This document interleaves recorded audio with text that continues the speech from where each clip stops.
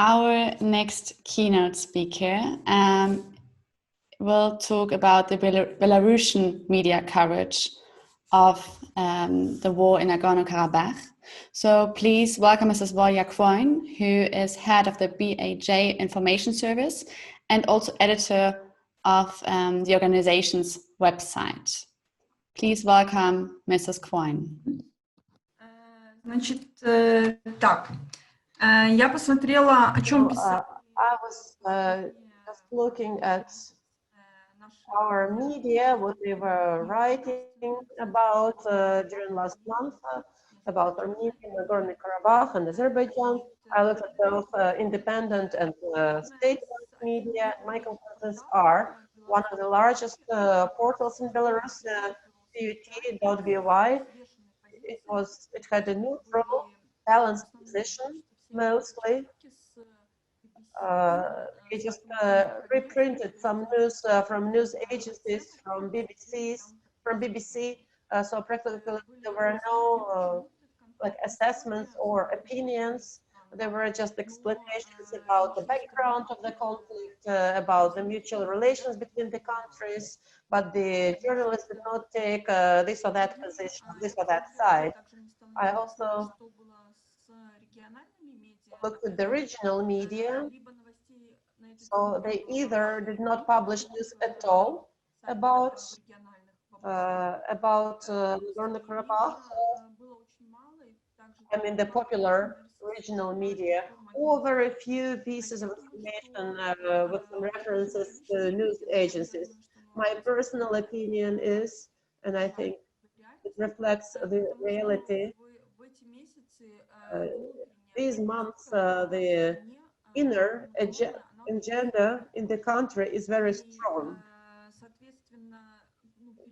That's why it's very difficult to publish something different, because so much attention is paid to what's happening in the country, and the rest is just, you know, the background for Belarusians now. But it was also interesting to look at the state-owned media, their coverage, and here we have something to talk about. And let me also tell you an interesting fact that on the 19th of November, Lukashenko just made several replacements in the government. He likes to do that. And 2 representatives of law enforcement agencies were sent as ambassadors to Armenia and Azerbaijan. So our former Prosecutor General became the ambassador in Armenia, and our former Minister of Defense became the ambassador in Azerbaijan. So quite a fun fact. Lukashenko said we should not look for any secrets here. It's just you know, a rotation in the government. So what happened at state-owned TV? ONT TV. Well, all our state TV, of course, it's all just spreads propaganda, state policy, etc. So one of the popular TV channels covered protests in Armenia practically every day. It's interesting how their approach is interesting. So they either made reports about something happening there, or they would present it with such a context. But, well, this is a practice not of today. It usually happens like this when there are some protests, some wars in other countries. They use to show how, you know, it is good in Belarus to make a contrast. Например, было много Try to kind of intimidate people that maybe want it to be like that in Belarus. So when they show some disorders in Poland, for instance, protests of women in Poland against abortion, or war conflict in Armenia, then some students march in Santiago, and then they lead it to some local news right away. For instance, that in Gomel, they found and arrested the person who dispersed gas into the face of police. So they kind of put Belarusian events into this series of associations that should lead the audience to the opinion that those who participate in mass protests will be punished, that protests are bad because they lead to destabilization inside the country, they disrupt economic mechanisms, and that's why the citizens will suffer. You know, the state suffers, economy suffers, and citizens would suffer. They would give examples of some numbers of unemployed people in countries at war, etc., or countries where the protests are. I found a very interesting story. I will just share my screen now. I hope I will manage to do that. I will show you a story. You will see different footage from like Kyrgyzstan and Armenia. The autumn in this country was like too noisy, and the situation will not come down for a long time. So I will start with Armenia, and then you will see what story is next and how it's just served to the audience.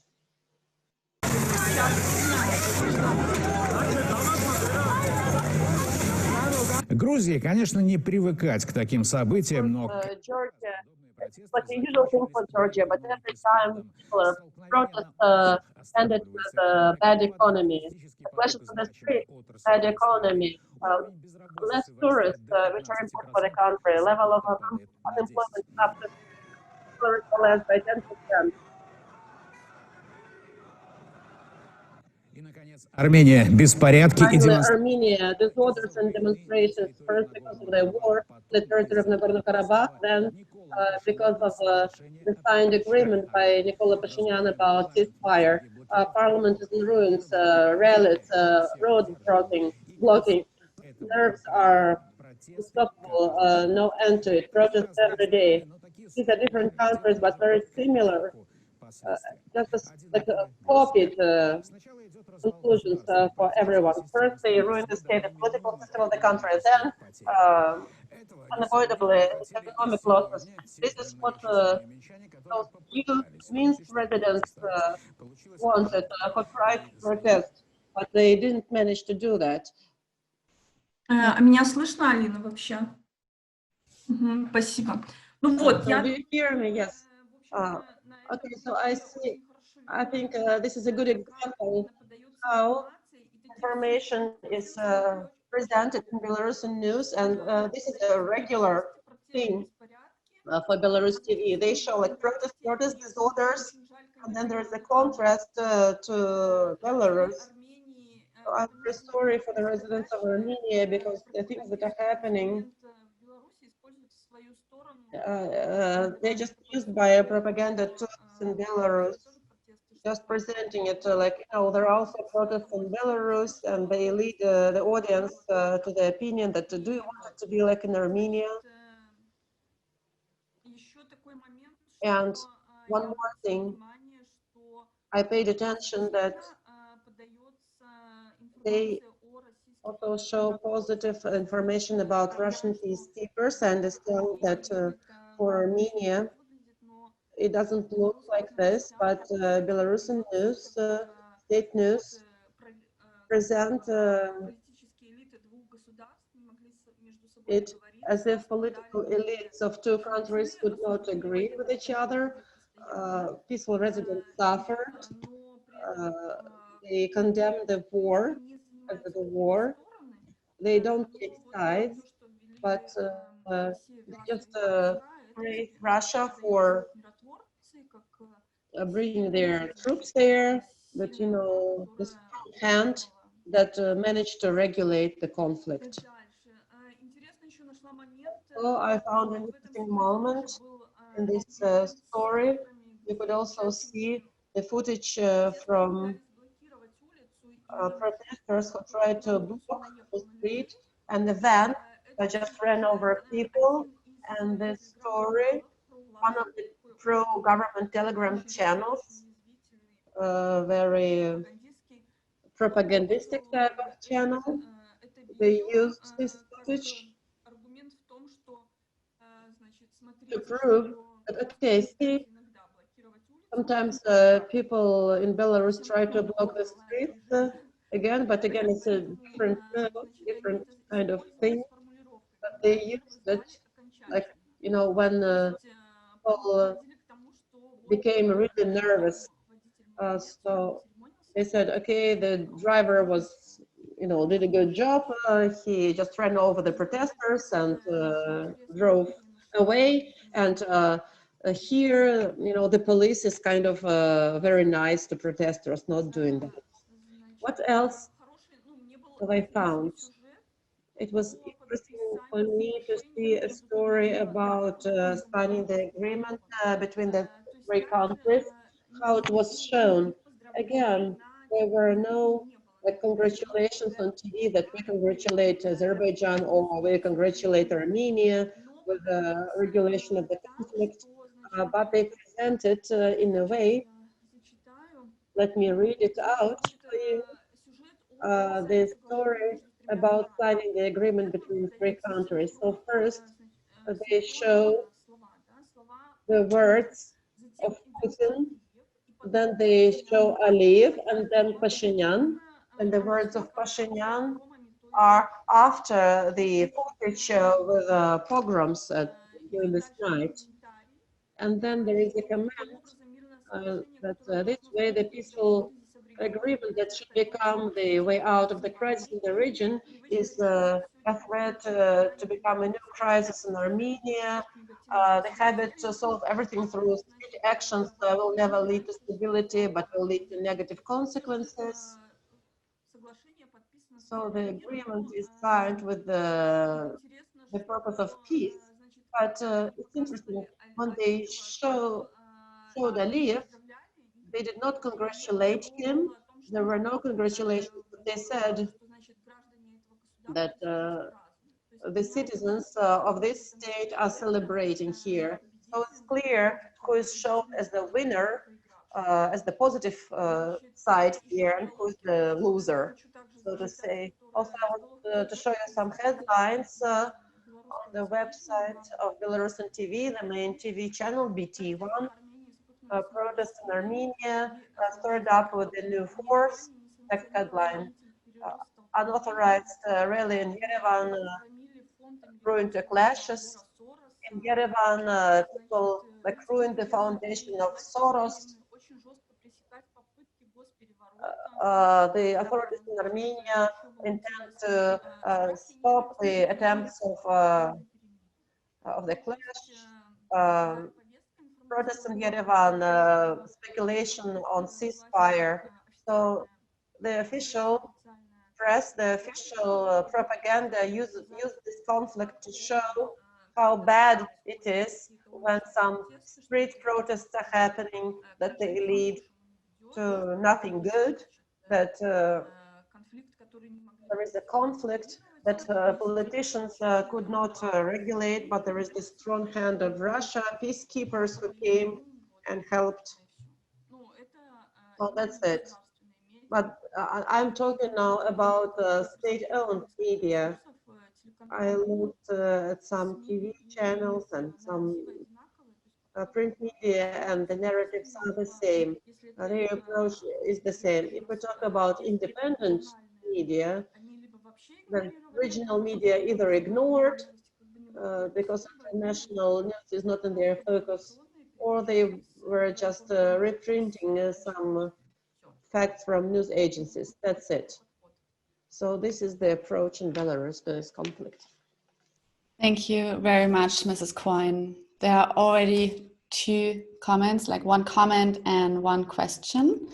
Mrs. Andrea Roth from the Public Broadcasting in Germany, from the ARD, she says, "Dear Volha, we from the European Journalist Federation are in contact with your colleague Andrus from BHJ. So if you want for solidarity actions, etc., please feel free to contact me." And she sends you her email address.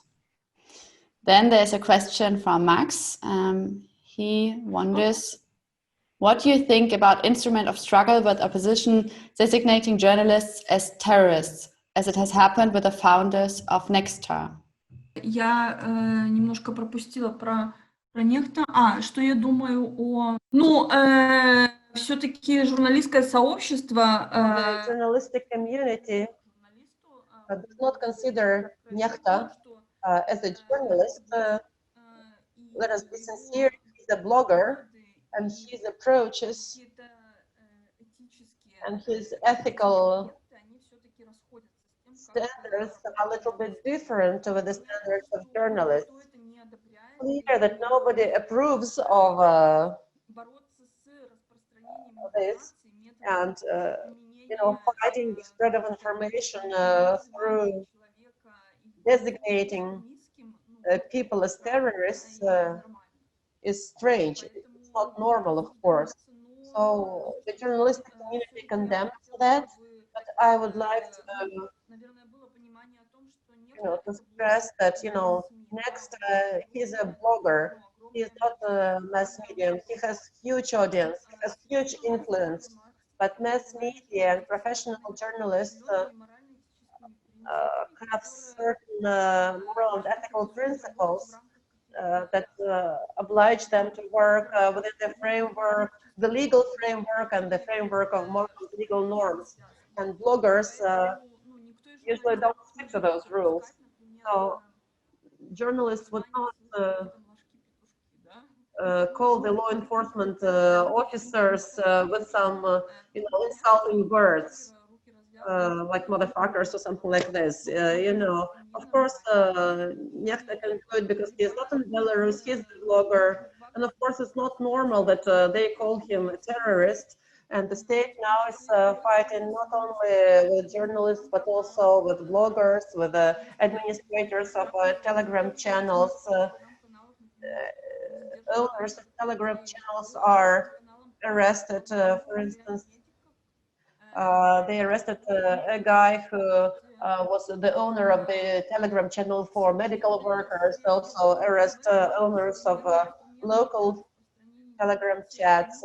So modern tools for spreading information allow to mobilize people, and the government hates that.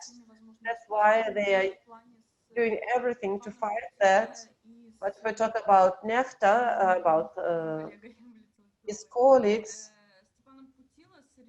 Stepan Putila, and that's his real name, and his other colleagues, they're using like radical methods because they have huge influence. Their audience is like 2 million people.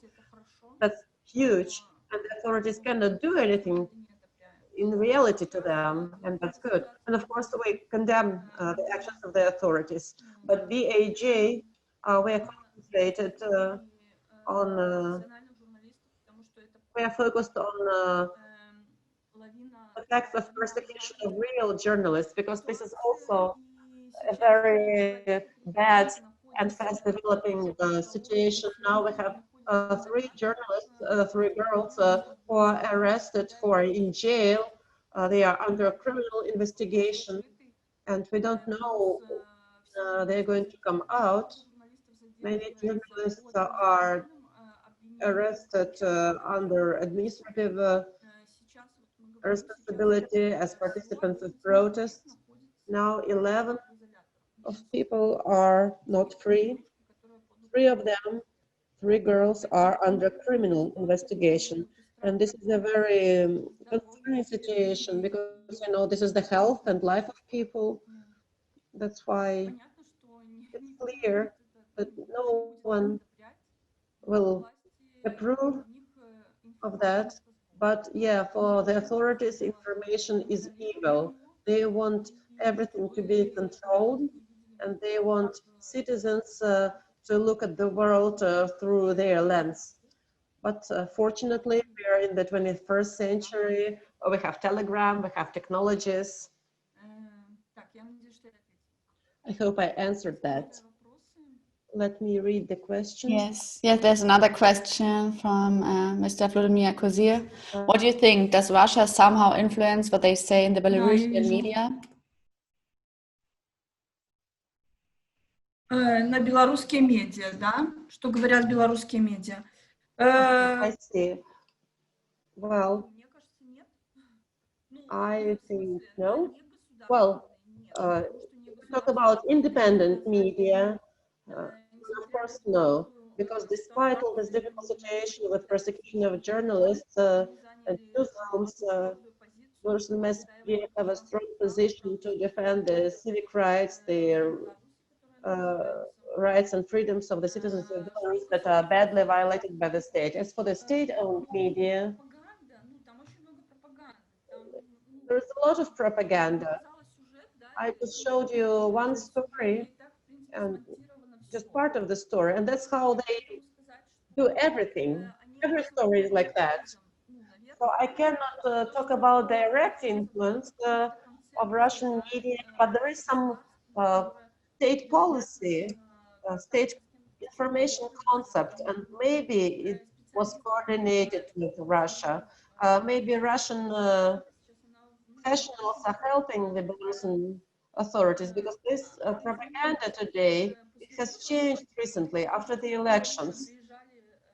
Because it is a fact that Russian professionals came to Belarusian television and radio company to replace the people who resigned after the election.